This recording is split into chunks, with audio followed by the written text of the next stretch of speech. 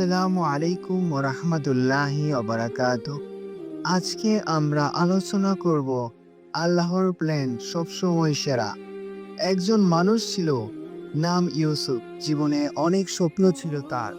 ভালো চাকরি, সুন্দর পরিবার, শান্তির জীবন। কিন্তু একের পর এক সমস্যা তার জীবনে এসে পড়ে। চাকরি গেল, বন্ধুরা মুখ ফিরিয়ে নিল, এমনকি পরিবারেও বোঝাপড়া কমে গেল। সে প্রতিদিন আল্লাহকে ডাকত, হে আমার আল্লাহ, আমি তো চেষ্টা করেছি, তবুও কেন কিছুই ঠিক হচ্ছে না। একদিন ক্লান্ত হয়ে ইউসুফ নদীর ধারে বসেছিল। মনে একটাই প্রশ্ন ছিল, সত্যি আমি কি ব্যর্থ? ঠিক তখন এক বৃদ্ধ লোক তার পাশে এসে বসলো। লোকটি মুচকি হেসে বলল, তুমি জানো, একটা বীজকে গাছ হতে প্রথমে মাটির নিচে চাপা পড়তে হয়, অন্ধকারে থাকতে হয়, একা থাকতে হয়, কিন্তু সেই অন্ধকারই তাকে শক্তি দেয় উপরে ওঠার। ইউসুফ অবাক হয়ে চুপচাপ শুনছিল।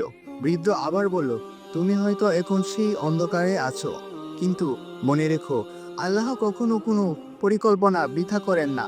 যা এখন দেরি মনে হচ্ছে তা আসলে তোমার মঙ্গলেরই এক অংশ।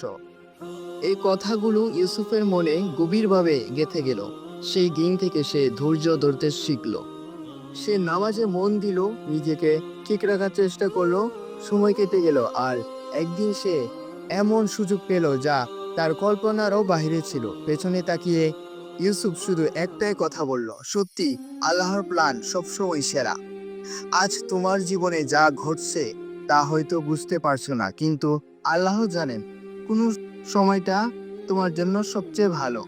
প্রিয় দিদি, ভাই ও বন্ধুরা, যদি ভিডিওটি ভালো লেগে থাকে অবশ্যই সাবস্ক্রাইব করে দিয়ে পাশে থাকবে। আসসালামু আলাইকুম ওয়া রাহমাতুল্লাহি ওয়া বারাকাতুহু।